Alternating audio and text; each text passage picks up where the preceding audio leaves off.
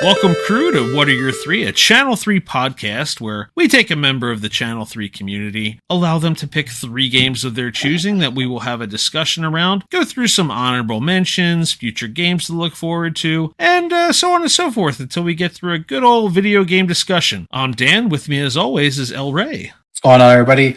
Today's guest is the Season 2 XP champ, but better known as he gets ready here. I'm a little concerned as to what's going on. There he is.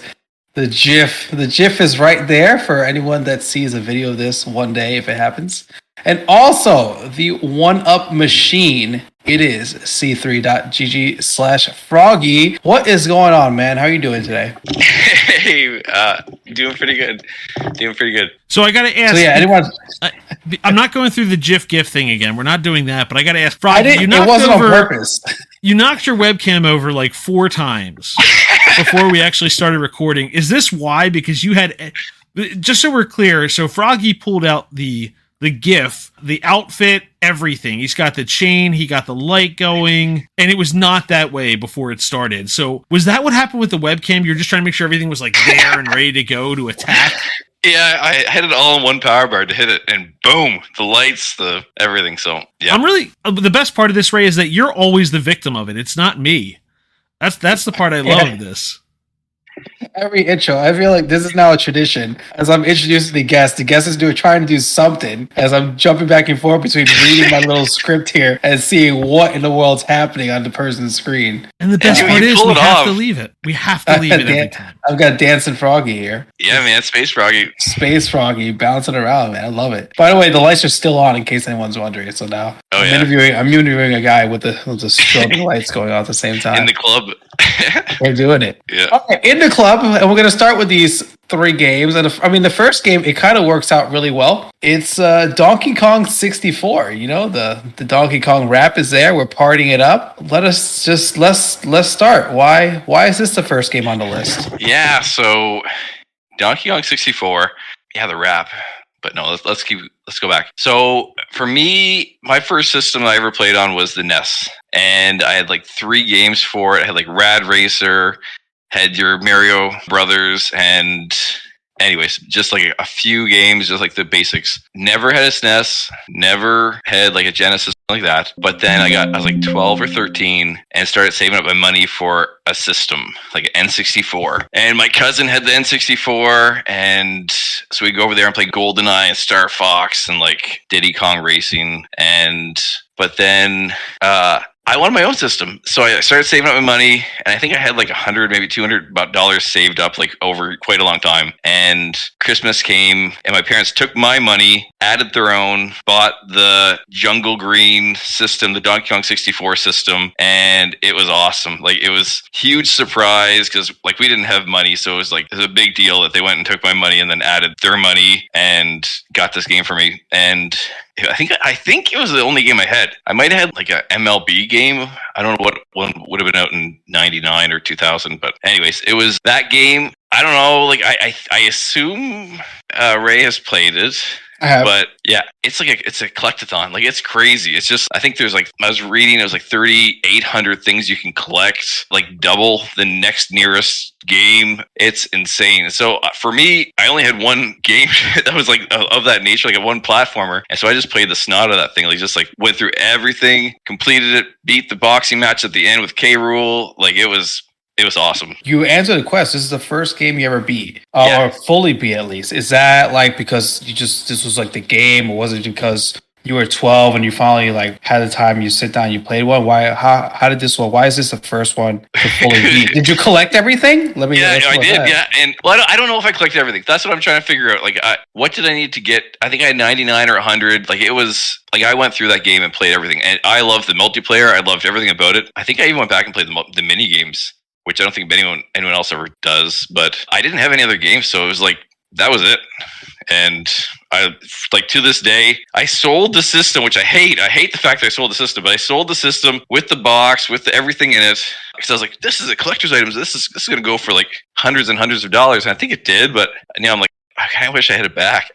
Like, regrets. I hear you. So yeah, I don't have any of my old systems too, and I always think like, man, I wish I wish I kept though. I think most just kind of got old and broke on me. Like we just, we didn't keep things very well in my house, but I always wish I have them. So playing multiplayer. So you say you played a bunch of multiplayer.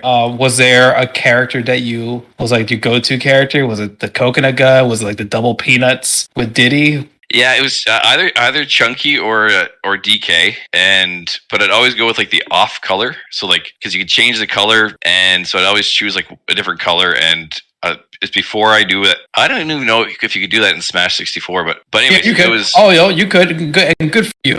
Good. Yeah. There's extra colors. Of course, we should. Yeah, that's it. I was like, this is my one chance to choose a different color, so I'm taking it. Anyways, so then time went on, and I repurchased the 64. I bought the game back, and then I had to find the expansion pack, which is a pain in the butt. Finally found it. Then I went and bought DK64. I bought the guide to go with it. And now, like, just randomly, like, this is after I chose it as my 3. My son asked to start playing it, which is wild. So, like, I had my box out because someone asked to play my 64 games. Now I have a ton of 64 games now. And anyway, so it was just sitting out, and he's like, "Dad, can I play this one?" I said, "Yes, you can." So we played through like the first level as Donkey Kong, and like he was loving it. It was awesome. Yeah, I love it too. Playing games with my son now, he's like, "Yeah, let's play this one." I was like, "Yes." Like the answer is always yes.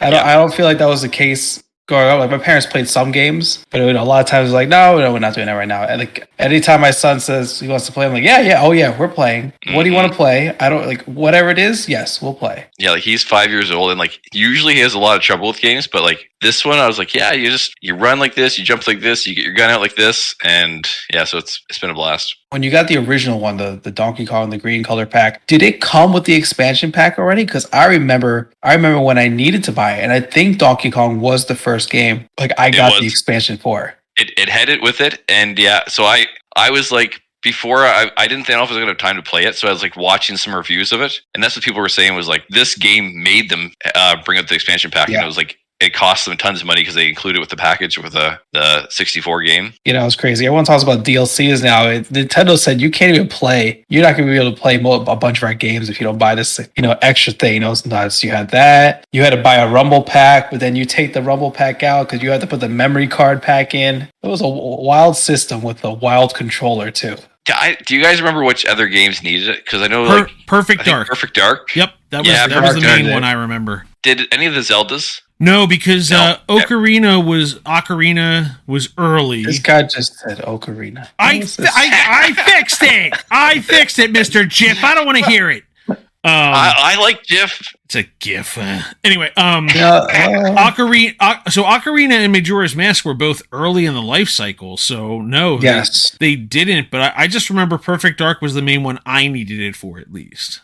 Yep. Oh, only 3 games needed it actually. And I had 2 of them. The Donkey Kong 64, Perfect Dark, and Majora's Mask needed the expansion pack. Majora's Mask did need it. It needed it. And I only played that, like I rented that game from Blockbuster. So that's why I don't even remember it, but I played it. But yeah, those are the only 3. This is educational. I'm learning right now because this is insane that I remember getting this pack and thinking like so many games needed it. Apparently 3 games needed it. That wasn't cheap either. Wasn't that thing like $60 or $100 or something like that? And even still, it is I was selling. I bought a bundle of games, and I was selling off my second DK64 game. And I was like, just so you know, you need the expansion pack with this. And they're like, oh. I'm like, yeah, you're going to have trouble hunting that thing down because it's crazy. So I found them one, like, on Kijiji, and, like, yeah, anyways. So it improves the visuals on a whole bunch of games. I'm reading it right now. And it added some visual stuff, it changed the dimensions you could watch it in. There's one game, I just scrolled through it. You needed it to play multiplayer. It would not play multiplayer if you didn't have it. I'm reading this right now on the spot. Now, does anybody want to take a guess as to what the expansion pack did? It was a memory. It was a memory expansion. Absolutely. It increased memory. You want to guess what it increased the memory from or to? Because again, we spent a lot of money. 256 RAM or something like that. So we went for 3 games, right? 3 games, and 3 big games. Played a lot. We needed an extra 4 megabytes to play this game. We went from 4 to 8. This is what the expansion pack did. Can't even turn your phone on these days. What I learned from was watching this guy, and I don't know if this is true or not, if it was folklore, but he was saying that they had the memory pack and they attached it to DK64 and it fixed a bug. And so then they were like, they could not get to like figure out this bug before whatever the deadline was. And so they just were like, we have to pack this thing in with this game because otherwise we will not make the deadline. So, and as you say that entire story is in this thing that I'm reading right now. Oh, really? Cool. It says that the expansion pack because the game would just crash without it and they couldn't figure out why. And this was their quick fix. This is the only reason they have this. And then they say, no, it's a myth. They knew about this early. So who knows? Okay. But that's somebody who worked on the game who wants to say, no, this is not real. Yeah, we definitely knew everything. We knew everything at all times. We definitely built this thing for 3 games on purpose.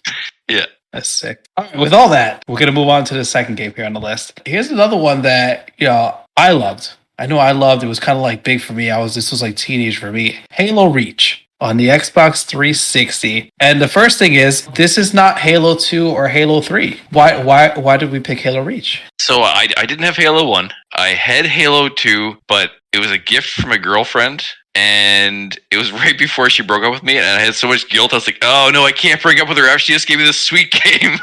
And so I don't even know if I played it. Like I owned it, and I don't even know if I played it. But I had that sucker like in the pile. So Halo 3 was the first game that I really played, and it was with friends. But again, I think like it was Mace, Dutchy, and like their brother-in-law. The 4 of us would play all the time, like local, and that was through, I don't know what it was, like 3rd, 4th year university. And it was just like, I bought my first 360 in 4th year university after I was married. Yeah, so anyway, so Halo 3 has a special spot in my heart, but Reach was after I went into my first job. And so like we all disbanded, and like I went to this province, they stayed in Moncton, and like I went to Nova Scotia at that point. But like this was the part where we could still connect, and it was kind of like, okay, I could be that college kid again, even though I started this, adult job that I didn't care for. But we could still hang out and talk and, play Team SWAT. And that's all we played was Team SWAT. We didn't touch any other game. Mace did. The rest of us didn't. The rest of us just played Team SWAT,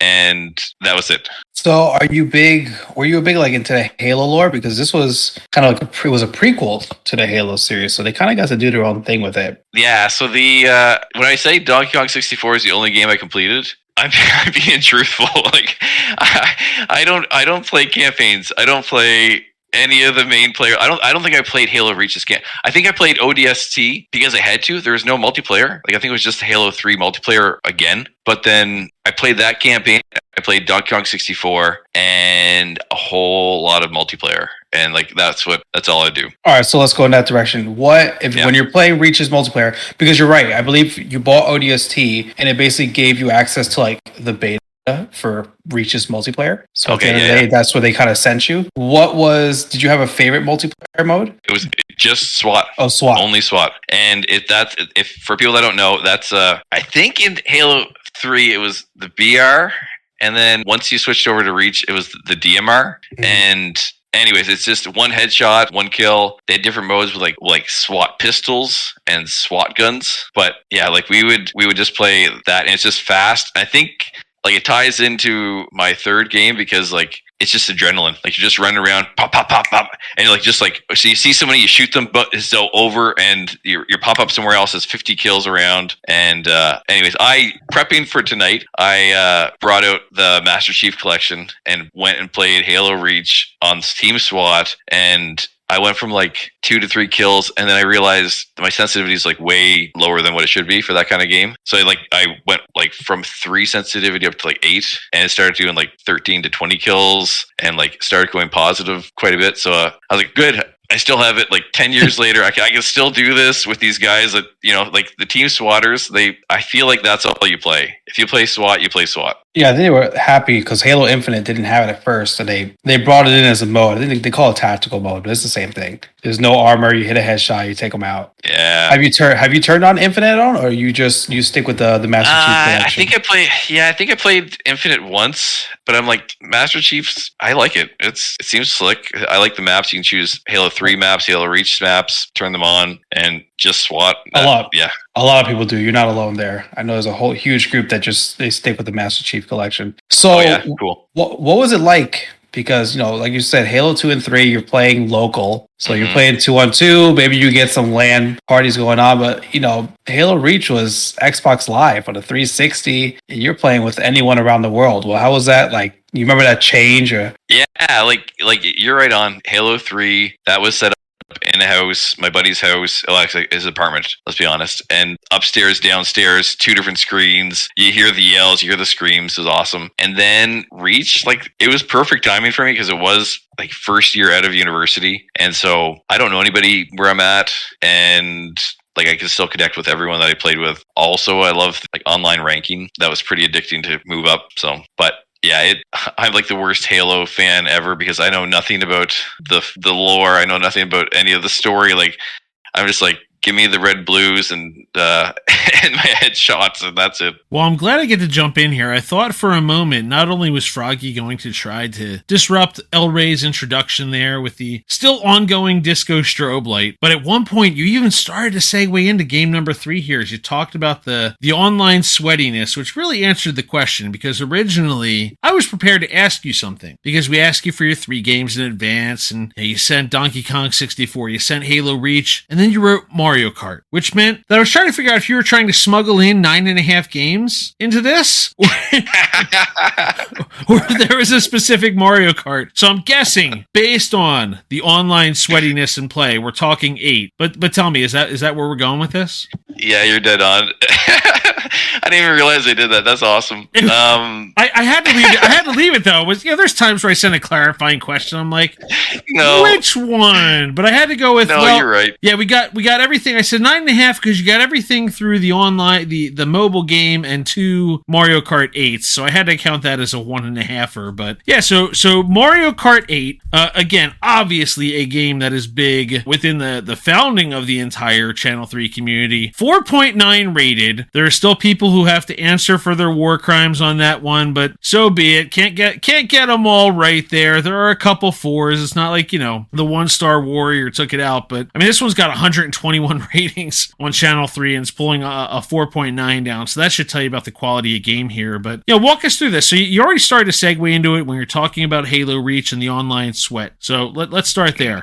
Yeah. So you're right. It was 8, and it's because I played Super Nintendo back in the day at my grandparents' basement, and I don't know if I played 64. I don't know. I didn't play Wii, that's for sure. And so I went from Super Nintendo casually to 8 Deluxe. And that was from I don't know. I don't think I was really. Oh, I was playing a little bit of Apex at the time. That was my game. I went Halo, Destiny, Apex, and then Ryan Mack, Mario Maestro himself, was there's this group of dads that like to play their kids Switch at night. He's and yeah, so you should get a Switch for your kid and then join this group. I've since realized I don't think it's for the kids. Man, this game is awesome. I love it. And so I bought it, and I think I used Air Miles to buy the system. And anyway, so I got the system. I immediately joined the Dad Gaming Mario Kart group and accidentally signed up for Kart Gangs. I didn't mean to. I didn't want to. And then all of a sudden I'm on a team and I'm I don't know the maps. I haven't played anything. I'm coming at a disadvantage. I haven't even played the Wii Mario Kart game, which is it 7? I don't know. And I'm hopping in. I don't know the maps, and I'm getting 12 to 18 points out of 12 races, which means last or second last every single time, and feeling awful because I hate the idea of letting people down. So I'm why am I here? How do I say that I'm sick on these nights or something? How do I get out of this? And anyway, so that was my first experience. Then I stopped. I didn't join Kart Gangs. And if you're thinking about joining Kart Gangs, join it. People don't care. I didn't realize that. I was thinking, oh, these guys are incredible. I should not be here. But if you're thinking about doing it, join. The teams are all evened out. And we know there's some lower, there's some highers, and there's a ton of us in the middle. And so anyways, so I joined. I started doing the weeklies and then just started grinding at the regionals and all the weekly events. But for me, I keep stats. I keep like data for myself to see where I am in the group because Nintendo doesn't do it for you. So I'm always tracking like what percentage of the team points everyone's getting, where people are ranking, and so like for me, data is huge, and that's how I'm slowly progressing. I'm getting a little bit better now. I don't know with Fortnite, maybe I'm getting a little bit worse, but yeah, it's a lot of fun. So I gotta say, it's funny hearing you say that because it's probably the best way to learn how to play that game. And I will say there are other games I've played online that I will not name now that I just don't play because I feel like you're made to feel like a burden, whether it's your own team or other people at large who are just like, don't be here if you're not good. But the group is so supportive when it comes to like trying to help people get better. And I mean, I don't know about keeping your own split stats with your home and aways there, but good for you. Good for you doing that. Now, so I got to ask you though, one of the quests you've answered, and this does not jump ahead of the quest question, but what caught my eye is this is a game that flagged as your hardest rage quit. Tell me about that. Oh yeah. Tell me about that rage quit. And obviously, you're back at it. It's not like you walked away from it, so nothing too bad there. But what happened there? So I think I was just grinding the quest as fast as I could because I've never actually rage quit. This made me the most angry is what I really meant. Like Canadian anger is like if we wake up just a little bit too like we wake up 5 minutes before our alarm. That's Canadian anger down here. So yeah, like I've never rage quit a game in my life, but this game is the most frustrating game. You go around that last corner on the last lap and you get hit with everything and you go from second down to 10th and you're like, what could I have done? What could I have done? Like, I'm holding my defense, it gets blown up, and you're just like left helpless, just spinning in circles, watching everyone go by. And so the game is a cruel lover. It is the most anxiety I have in the week, but it's so awesome. It's so fun. So I got one more question about Mario Kart, and we'll move to the honorable mentions. So what's your build? Is it the sweaty tryhard Waluigi? What do you ride with? Yeah, basically, except for it's Donkey Kong, of course, but it's Donkey Kong with the bitty buggy, with the rollers, with the paper glider, But for anyone that knows Mario Kart, now they've just changed the invisibility frames. So after you get hit, they're trying to make that like the sweaty build not so good. So little extra punishment on that one, yeah. Yeah. So if you're that build, like the invisibility frames are like a quarter of what it is for like the worst build. And so you can get hit again like way quicker. So I am thinking about changing it up. On that, let's move into your honorable mentions. We're going to talk about 3 games that didn't quite make the list here. We're going to start off with the Toy to Life gem that sank an entire video game company in the end there, that I have a giant shelf full of what has been tracked down to be every one of them in the end there, but you wrote Disney Infinity. And again, I have to ask, are you smuggling 3 games in here, or are we talking about a specific iteration of Disney Infinity? Because right now I think you're trying to get in like 12 and a half extra games in here, but I kid. But tell me about Disney Infinity. Was it a specific iteration? Was it kind of like I came in afterwards, so I just consider all of them to be one amalgamous thing, or what do you got? Yeah, I'm with you. I had them all like one at a time, but for me right now, they're all just the same. Like I'll play with my kids 2 and 3, depending on what levels we've built or whatnot. So yeah, so it's all 3. But for now, it would have been my 3 games, but Bamonte stole that. I had it locked and loaded. I was thinking, if I ever get asked, this is gonna be the one to throw people off. Disney Infinity, top 3. But no, so anyway, so it's my honorable mentions. Basically, my parents started buying it for me to play with my nephews and nieces, and they like build worlds, and I'd pop into them, or I'd build a cool world, and then like they'd be like, "Oh, neat, but have you done this?" Because they knew way more about it than I did. Or we'd download a world, or I don't even know how it worked, but it was like you could go online and join other people's worlds, and people have like amazing Wreck-It Ralph worlds that you could go in, and I just was always like just flabbergasted by the worlds that people could build. So I'm like, mine's like, oh, green grass and a castle, and there's this like a whole like complete video game made with like interactive parts and It was insane what people could build. You could even build like cutscenes into it with like, I mean, you couldn't do audio animation, but like you could cut away and have like a text box up there, like saying something had happened in a narrative within your game. Again, I mean, for the most part, like you said, playing with my kids. It's, hey, build green grass, put a couple hills in, use some of the different gadgets and whatnot for, not gadgets, but we'll get to that. But like put a treehouse in and drop 100 enemies in, and fight our way through a droid army. But there's so much in that game that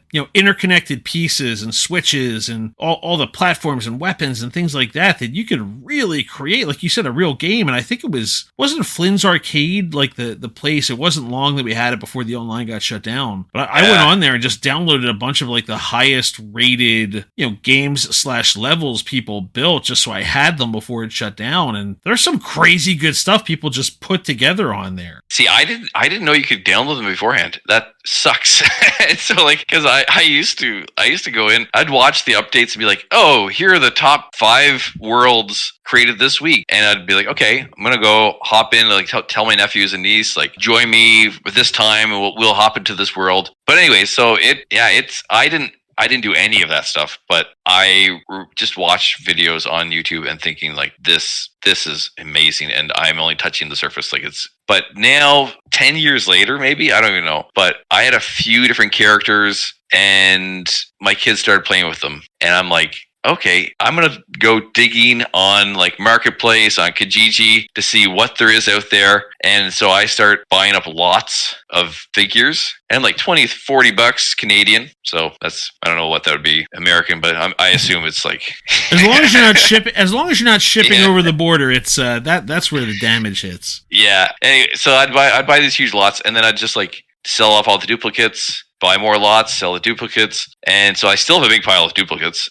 But I went into like, because at one point I was thinking, okay, I only have like a few that I'm missing that I really want. So I pop into this retro store, and the guy's like, I asked him like, do you have any figures? Do you have any Infinity? And he's like, yeah, I have a Hulkbuster in. And I'm like, okay, yeah, I'll take that. And he goes, $80. I go, $80? Like, holy! And he's like, yeah, like that's what it's selling for right now. And I was like, okay, no, I'm good. So I just went back to keep buying my lots, and finally one had the Hulkbuster in it. My kids still know that I don't have Black Panther, and that goes for insane amounts now too. But they, my son goes, yeah, we don't have Black Panther, but that's just that one's really expensive.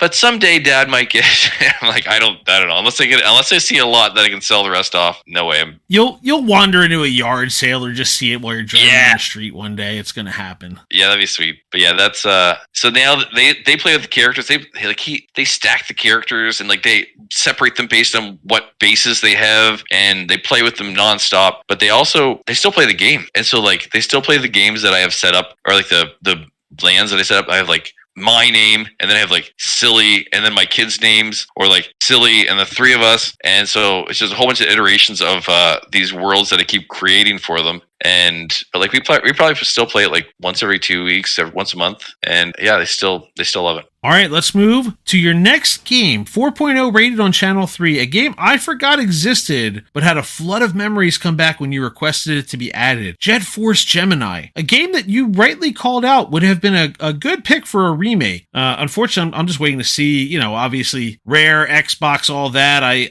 Maybe I don't know what the conditions are. Can they move it and get an upgrade for Xbox? But yeah, this is a good one here that was actually fun. The game didn't look that good, but I don't think. But it was actually pretty fun when you got past all that. Get some bug battles in here, kind of like a much more family friendly version of what was the bug space?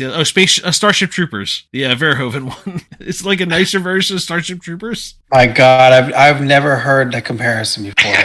That's so sick to compare Jet Force Gemini to Starship. But I'm not wrong. Yeah, so Jet Force Gemini. I finished Donkey Kong 64, and that rare itch was driving me insane. So I went over to my friend Ben's house, and he was playing this game where you're in space and you're shooting ants and you're like shooting targets and you're trying to save these little Ewok looking characters. And I was sold. I was like, okay, this game looks fun. It's a collectible. It's a shooter. And I was like, yeah, like different guns you're upgrading, you're unlocking characters. Yeah. So anyways, I saved up my money. I bought that game and I got about halfway through, and like most games I own, I quit. And so I've never actually beat it, but I love that game, and I played the multiplayer nonstop with friends. I have to ask, where did you quit? It'll be crazy if I'm right. Did you quit trying to fight a specific boss with a dog? No, I think it was a puzzle that I could not solve, and I didn't want to buy the guide for. And so I was like, I have all the characters unlocked. I can play the multiplayer. I think it was on the level with the spaceship. Like you're on you're going through with each of the characters through the spaceship. That's all I remember is, and I remember like trying to look for the targets to shoot, and I could not find the last one or the last two. And I don't know if I couldn't find it online, because at that point, like trying to find those websites, you could find cheat codes, but guides were harder to find of like the walkthroughs. Or maybe it was just the Canadian internet. I don't know. No, you're right, guys. You still paid. You still paid for guides and the game magazines and all that stuff too. But yeah, websites were cheat codes. I think I was just too young, which is why I really wish that would be an N64 expansion game, because I definitely got stuck on a boss that I'm sure if I played today, I would just sit through and win and be like, oh, okay, this was simple. But I remember as a kid, I got stuck with the dog, and I was like, I can't beat this. Like I have no chance, and that was it. And I just stopped playing. But I remember the multiplayer was fun. I redid levels before that, this may be like the third level. For all I know, I got stuck 3 levels in and then never played again. That's where I'm at too. I'm thinking like I can remember distinctly like maybe 3-4 levels, and I just remember it being a lot of fun and very frustrating. But like watching the gameplay back now, it's a dark game. Like it's actually visually dark. Like it's hard to see things, but and even like the mechanics. I own the game now, and I've played it, but the shooting mechanics aren't easy. Like I don't know if I'm just not used to the 64, but it's Well, I think we forget. Even with GoldenEye, just kind of coming back out now, that shooters are hard to play with one control stick, right? We weren't Joy-Cons, right? They were control sticks. They're hard to play when you have to aim in all directions but also move at the same time with one button. Yeah, unless it's Donkey Kong 64. That's the only one. Yeah, like you just stand still with your scope and just shoot at targets, and it's not too bad. Yeah, no, you're right. Jet Force had weird one. It was kind of like you could like move sides, right? You had the to C button. Yeah, and like the auto lock system with like your I don't know main rifle thing. Yeah, your rifle. Yeah. Yep. All right, we're gonna move on to the last honorable mention, and we're blaming Jedi for us as to the reason why we're going here. We have a board game, Shadows over Camelot. I had to look this one up, but the first thing I saw was that it was a deduction game, which means now I definitely have to play this because I love it. So this game, was this a college game? Is this a game you play with family? Like, who are you playing this game with? Because it matters. Yeah, so this game, it's only made the list because it's the game I have in my vehicle now all the time in case the right scenario pops up. And it's like, the right scenario is really odd. And it's whenever most board games are great 4 to 5 players, but if you have 6 or more players that want to play something that's a little bit trickier, but also not too hard, you're not going to be like spending like hours and hours playing this really intense board game. But this one is cooperative with a possible traitor. And so you're all Knights of the Round Table, and you're collecting cards, and then you're going on quests. And so you have to decide as a group, okay, I'm going to go to this quest over here. I'm going to beat this dragon. I'm going to try to get the Holy Grail. Or I forget what the other ones were. Excalibur, sword. And anyway, so you're going out and you're doing all these quests, but there's a possibility that one person in the group is a traitor. And so I think there's like 8 cards, max 7 players. You shuffle up those 8 cards. 7 are loyal, 1's a traitor. So if you have 3 players or 4 players playing, there's a good chance that there's no traitor, but there could be. And so you're going through, and like if you start accusing people of a traitor, you have severe punishments for it. So like I've played it with 6 people, and this one guy just keeps doing like the stupidest moves, and I'm thinking, in this game you can't tell someone, you can't be like, it's really good if you do this, because there's strict rules with like in order to allow the traitor to have a little bit of freedom. And so you're like, why is he doing this? Why is he doing this? And I thought for sure he was a traitor. He wasn't. He was just a new player. And I called him out, and I was like, so you're doing that on purpose? I was like, okay, yeah, okay, cool, man. Yeah. I was like, oh crap. Like, I'm sorry, man. But in that one, there was no traitor, and we still lost. But it's a fun game. You're playing against the board. There's like there's multiple different ways you could lose. You have to beat a certain number of quests in order to win. And each quest you get like a sword. And if you have more swords that you've won than lost, then you win the game. And it's a ton of fun. I like it more than other cooperative games, because other cooperative games, you have the ability that if you know the game, you could either get too pushy, or you could lose because you're just not saying enough to coaching. Like, oh, are you sure you don't want to do this? And but this one here, you're not allowed to. Like, you can't say what cards you have in your hand. You can't say like you should go to this quest, or like you can't. Like, it's basically like people are making their own decisions, and you're all working together, possibly, to beat the game. Does it get intense? Do you start getting paranoid as you're playing, trying to wonder if someone's actually a traitor, or like you said, are they just really bad at the game? Well, that's the thing. So there's a few spots where the traitor can go, and it works out great. You throw away cards without showing what you're throwing away. And like, so yeah. So if someone's going there and they're just like, yeah, I have crap cards, I'm just throwing away cards. You go, are you really throwing away crap cards? Like, these could be, the cards that we need to win the game, but you're just throwing them away. We have no idea what you're doing. And so that's the most likely place where you're like, is this person really working against us? Otherwise, it's just like, oh, I'm going to go in this quest, but I can't beat it. And that actually could be the case, is that sometimes you go to a quest, you do half of it, you hope someone else comes along and finishes it for you. But anyway, so I really like it. So far, there's been like maybe 2-3 different groups that I've actually ever played it with. But it's like, I have a few friends now that are looking to play something that's just beyond Settlers and Ticket to Ride and like Dominion. And they're like, we want something that's a little bit like meatier, or like a little bit more cooperative. And I'm like, yeah, so I have it.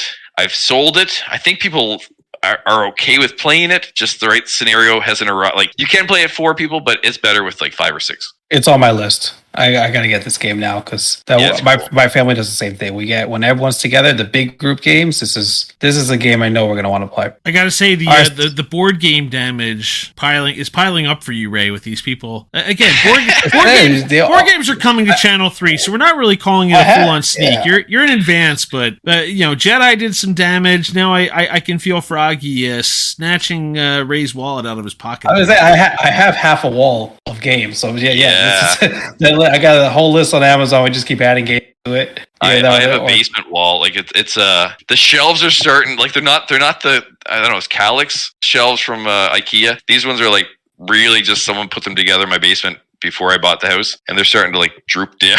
And like, so I'm like, yeah, okay, I'm probably getting max capacity until I start building like a separate wall or something. But these board games get heavy. Yeah, they do. All right, looking to the future. One game we're looking forward to here. Hades 2. I'm going to ask a dumb question right here. Yeah. Why are you looking forward to Hades 2? Well, it's not that dumb of a question. No, it's because it's amazing. I know. No. The part that's not dumb is I haven't finished Hades 1 yet. Like, I can't beat this stupid game. First of all, nobody beats Hades. Let me put out. You play a little bit better. No one beats Hades.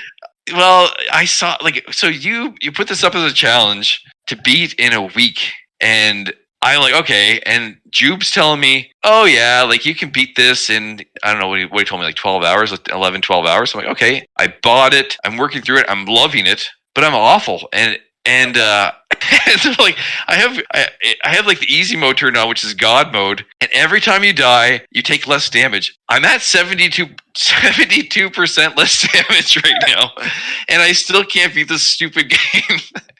But I love it. Like it's a lot of fun. Like it's nice because I'll go through. I'll do like maybe 2 to 3 runs a week, and I'll be like, okay, I have half an hour. I have 40 minutes. I'm gonna plug through a run, and then I die, and then a few days later, okay, I have half an hour, 40 minutes. I'm gonna plug through a run, and okay, I'm gonna try something else this time. Like I'm gonna try something different. But yeah, I don't know if it's because I've never played anything like this before, but I'm hooked on it. So Hades 2 was advertised, and I'm hoping that by the time that Hades 2 comes out, I will have finished Hades 1 and like actually beaten the game. I know that you will still keep coming back to it. I'm sure of that. But to actually beat the game and then move on to 2 and with a whole new set of boons and weapons and characters, like I love the game. It's so cool, but I'm realizing that this is a whole genre of games that I've never touched, but yeah, I'm hooked. Yeah, I think it's the first roguelite really that I played too. I think my brother recommended it to me. So I didn't know about it either. It was just one day he's like, hey, you should play Hades. I was like, I don't know what this is, but sure. Yeah. A friend was over and he was watching. He's like, oh, this is a hack and slash. I'm like, yeah, I think it is. I'm like, but I've never played one before. So all I know is that I just run around and I just use these weapons and take out people in each room. And then I move on and I keep upgrading. And yeah, so anyways, it's I'm awful at it, but for someone that's so terrible at it to still love it, I think that's telling how great of a game it is. Just keep moving. Just keep moving. Just keep moving. That's the only advice. Well, what weapon do you use, Ray? Like, what's your main? I can play them where I am in the game now. If I want to I can beat it with any weapon. But if I'm trying to beat it on like as fast as I can or anything like that, I use the fists. Oh yeah. But early on, like the first time I ever beat it, I think I used a railgun. Okay. A lot of people use the shield is really friendly to you because it blocks anything. You could literally stand there and block any shot. So you can cut this. You can cut this if you want. But I've gotten to Hades twice. And the first time I got killed quite early. The second time, if this is a spoiler, I don't know. He comes back. You kill him. He brings his health down, and he comes back. And I was so frustrated. I was like, finally, I got him down, and boom, he's back. I'm so mad. The first time I called my brother right after, and I yelled at him. I yelled at him and saying how you didn't warn me about this. I was so angry. When that health bar went back up again, man, I turned there was a rage because I lost right away. I turned that game off. Yes, I was so mad. My health's going down, his health's going down. I'm grinding it out and I'm like thinking, okay, mine's going down at just a slightly lower rate than his, and boom, he's back.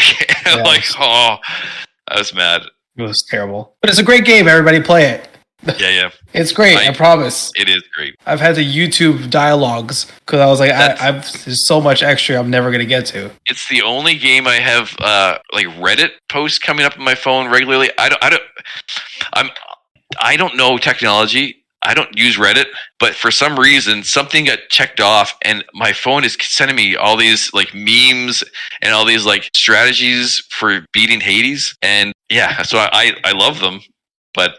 Yeah. Second to last, on to a question from your Channel 3 history that we picked for you, not warning you what we get to discuss. So one of the quests in the history of Channel 3, which you, as the XP leader for Season 2, answered to many of them, I want to ask you about the game that got away. Oh, I don't know what I answered for that. You answered Paper Mario and the Thousand Year Door. That's a good one. I love that game. That was I had just bought, I started getting into collecting old systems, old games. I got Paper Mario, and I don't know how far into it. I don't know, I've had a few different characters. I was feeling pretty good about it. And then I don't know if it's the birth of a child or what happened, but something happened and I got distracted from it. I tried to go back to it months and months later, and I couldn't get the moves back down again. I'm like, I'm going to have to start from scratch because the timing of things, it is an RPG, but it's still you have to time your attacks, and I couldn't get that down. I'm like, to do this game right, I have to start over, and I just have not gotten back to it. But I want to. Like, it's such a fun game. It's a silly fun game. Everybody says it's the best of the series. I mean, the only one I played was Origami King. I couldn't get into the N64 when it dropped. I was really excited when that hit the Nintendo 64 online. But as you alluded earlier in the conversation, I think the Nintendo 64's controls have aged the worst and absolutely do not translate to the Switch either, which probably doesn't help in the grand scheme of things. But I've heard this one's there. I've probably finding a copy. I mean, I've got a collection of, used game stores, used electronic stores around me, which are always advertising that green Donkey Kong Nintendo 64. I was trying to see if they had one. They never list the price, which tells you something. That's never a good sign. But some of those GameCube games, I mean, this is probably one of those ones that's got to be $100 to American, I think not Canadian. So it's going to be a little little hotter up there across the border. But that's a tough one to find. I mean, I hope they get GameCube into the rotation down the line, so a lot of us can get into some of these games. We're waiting for it, Nintendo. Just make it happen. They have to, yeah. I don't know how I ended up getting it. Like, cause I just bought bundles, and I bought bundles of games, and so I probably got it in a bundle because I wouldn't have paid full price for that game either. But it's still like I have my pile in the right in behind me. To my wife's, I don't know, anger, but she's yes, my pile of GameCube games are back there, and it's still staring at me, wanting me back. All right, we're made it to the last question of the show. What is or has been your favorite feature on Channel 3? I figured this one was coming, and it's a hard one to answer because I want to go with the dailies, but I think even before that, because I didn't have Turbo at the start, and so what really drew me in was liking something, and then like someone getting a benefit from it was awesome. And so like go in and I'd like 10, 20 things of somebody, and like they'd open it up, and then I got hooked, and I was like liking everybody's stuff. I think Alden posted that I liked his stuff 400 and some times in one day, and like it's so much fun to be able to just like have someone open up their like Channel 3 page and see like all these notifications. And even if I don't have a gift for them, that they can just open up and see, like, you've been attacked by a frog. And so I love that. And now, like, I can't do it as much because I've already liked most people's stuff. Like, I've already gone back to, like, the history and, like, liked all their stuff. Like, I checked to see how many likes I did on Christmas Day, and it was 4,300 likes in one day, which was 38,000 XP. And so anyways, that's I love the feature. Christmas Day ramped that up because you got XP as well. But now now I can't go back and like bomb people, and I hate that because I'm like, I want to be able to go back and like a ton of their stuff, but it's already liked. Can I tell you, I was on vacation from like a couple days before Christmas through New Year. My God, when I would I get back to our hotel and pull up Channel 3, and I'm amazed that the notification window could handle what was happening there. It was like a war zone of one-ups all around. It was beautiful to see, but man, I was missing out during that weekend change. The only way I could do it, because I have young kids, like I did it. He posted it. I don't know what time it was for me, like 10 o'clock at night, 11 o'clock at night. And I was like, I'm going to pound them out because I need to keep the crown.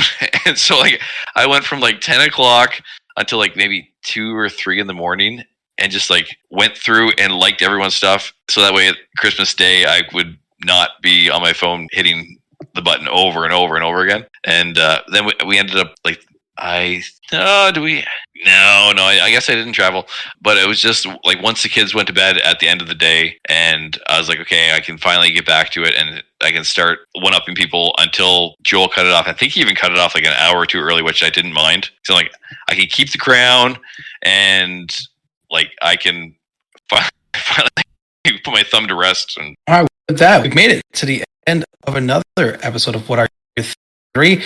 You can find the podcast at c3.gg/podcast. They drop every Wednesday morning at 3:33 a.m. Eastern. on all the major platforms, including Spotify, Google Podcasts, and Apple Podcasts. For everyone listening, I am El Rey. Froggy was our guest today. Dan Tucker puts this all together and executive produced by Joel Willis. Have a good day, everybody.